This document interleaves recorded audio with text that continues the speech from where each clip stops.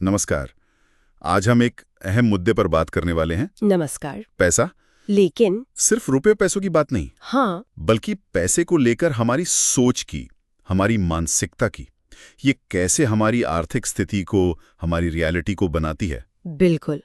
ये सिर्फ कमाई या खर्चे का हिसाब नहीं है, ये तो अंदर की बात है, हमारे विश्वासों की। सही का। और हमारा आज का मकसद यही समझना है कि वो जो एक कमी वाली सोच होती है ना, कि हमेशा कम है, उससे निकलकर एक समृद्धि मतलब अबंडेंस वाली सोच की तरफ कैसे बढ़े। हाँ, ये सफर बहुत जरूरी है। आपने भी सोचा होगा शायद कि क्यों कुछ लोग हमेशा मतलब आर्थिक रूप से ठीक लगते हैं, हाँ, और कुछ लोग जिनकी कमाई भी ठीक ठाक है वो भी हमेशा तंगी में महसूस करते हैं। ये बहुत आम सवाल है और इसका जवाब अक्सर पर्स में नहीं, दिमाग में होता है। अच्छा। हाँ, बचपन के अनुभव, क्या सुना, क्या देखा, ये सब मिलकर हमारी एक मनी माइंडसेट बना देते हैं। तो मतलब पहला कदम तो यही हुआ कि हम अपनी जो अभी की सोच है पैसे को लेकर उसे पहचाने। एग्जैक्टली। हम सब ने सुनी है वो बातें, पैसा पेड़ पर थोड़ी उगता है ना। हाँ, या पैसा तो हाथ का मैल है। हाँ, और ये धीरे धीरे हमारी सोच बन जाती हैं। जैसे मैं अपना बताऊं, मेरे पिताजी कहते थे बेटा पैसा बड़ी मेहनत से कमाया जाता है। अब उनका इरादा तो अच्छा था, पर मेरे दिमाग में ये बैठ गया कि पैसा कमाना मतलब संघर्ष ही संघर्ष है। अच्छा। तो नतीजा, कोई नया मौका आता था ना तो मैं डरता था, कतराता था। ये बहुत स्वाभाविक है। तो शायद ये जरूरी है कि हम अपनी पुरानी यादों को कूरे दें, पैसे से जुड़ी हुई। हाँ, बिल्कुल। क्या सुना था बचपन में घर में बड़े लोग पैसे की बात कैसे करते थे, डर के साथ या आसानी से। हाँ, उन सोच को, उन बिलीफ्स को लिखना चाहिए जो शायद आज हमें रोक रही हैं। आपने बहुत सही पॉइंट पकड़ा, और ये सीधा जुड़ता है उस बात से, कमी बना प्रचुरता वाली मानसिकता से, है ना। हाँ, स्कैसिटी वर्सेस अबंडेंस माइंडसेट। कमी वाली सोच में हमेशा ये लगता है कि पैसा लिमिटेड है, कम पड़ जाएगा। और जो प्रचुरता मतलब अबंडेंस वाली सोच रखते हैं वो मानते हैं कि भाई अवसर भी बहुत है, पैसा भी बहुत है और हम उससे अपनी तरफ खींच सकते हैं। इसका कोई उदाहरण दे सकते हैं आप, मतलब असल जिंदगी से। हाँ, मेरी एक दोस्त है कविता, उसने अपना बिजनेस शुरू किया। तो जब भी कोई बड़ा ऑर्डर आता था ना, हाँ, उसे डर लग जाता था कि बस ये आखिरी है, अब आगे कुछ नहीं मिलेगा। अरे ये तो बहुत स्ट्रेस वाली बात है। बहुत ज्यादा। और इस डर ने उसे ना आगे बढ़ने से रोक रखा था। तो उसने बदला कैसे इसे? उसने कॉन्शियसली मतलब जानबूझकर अपना ध्यान बदला, प्रचुरता पर फोकस किया कि नहीं, अवसर आते रहेंगे। और ये दिलचस्प है कि क्या कमी की सोच सिर्फ पैसा बचाने पर जोर देती है।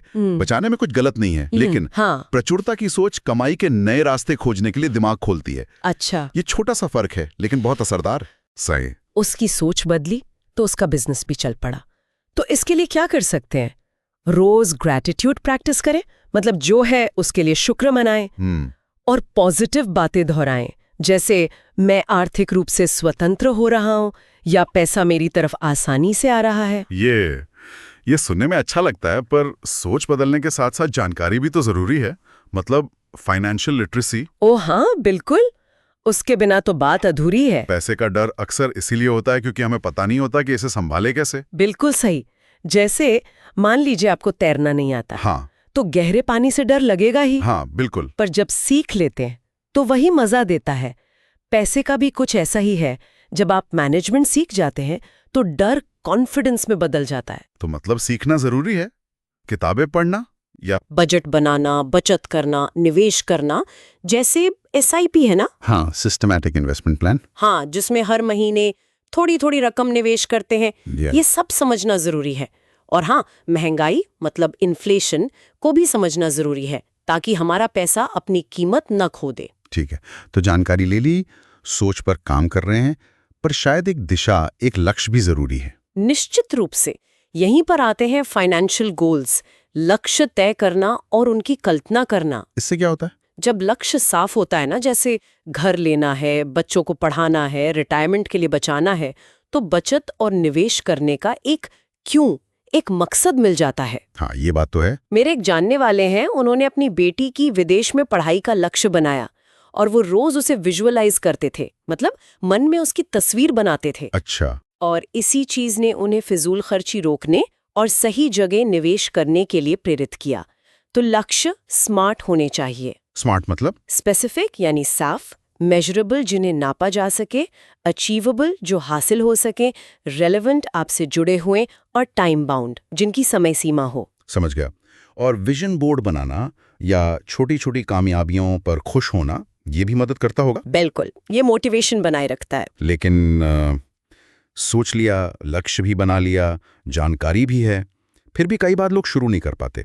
अगला कदम क्या है? एक्शन और कंसिस्टेंसी, यानी कार्रवाई और निरंतरता, ये सबसे जरूरी है। ये बिल्कुल वैसा है जैसे फिट होना है तो सिर्फ सोचने से तो बॉडी नहीं बनेगी ना। नहीं, जिम जाना पड़ेगा। हाँ, डाइट फॉलो करनी पड़ेगी। पैसे का भी वही हिसाब है। छोटे कदम उठाएं, रोज 50 रुपए बचाना शुरू करें। हाँ, छोटा सा हिस्सा ही। या एक छोटी सी SIP शुरू कर दें। अपने खर्चों को ट्रैक करें। शुरुआत भले ही छोटी हो पर लगातार हो। और अगर मुश्किल लगे तो मदद लें, इसमें कोई शर्म नहीं है। किसी अच्छे फाइनेंशियल एडवाइजर से मिलें या किसी भरोसेमंद दोस्त या परिवार वाले से बात करें जो इसमें अच्छा हो। सही बात। और इस पूरी भागदौड़ में पैसे के अलावा भी तो कुछ जरूरी है। बहुत ज्यादा। असल समृद्धि, सच्ची प्रचुरता सिर्फ बैंक बैलेंस नहीं होती। तो फिर क्या है? एक संतुलित जीवन, अच्छे रिश्ते, अच्छी सेहत, मन की शांति। मैंने ऐसे लोग देखे हैं जिनके पास पैसा तो बहुत है, हाँ। पर वो बिल्कुल अकेले हैं, ना खुश हैं। पैसा जिंदगी को सपोर्ट करने के लिए है, उसे कंट्रोल करने के लिए नहीं। तो रिश्तों को, अपनी सेहत को, इनको कभी पीछे नहीं छोड़ना चाहिए। सच्ची समृद्धि में ये सब शामिल है। बिल्कुल सही कहा। तो आज हमने ये समझा कि पैसे को लेकर अपनी सोच बदलना एक सफर है।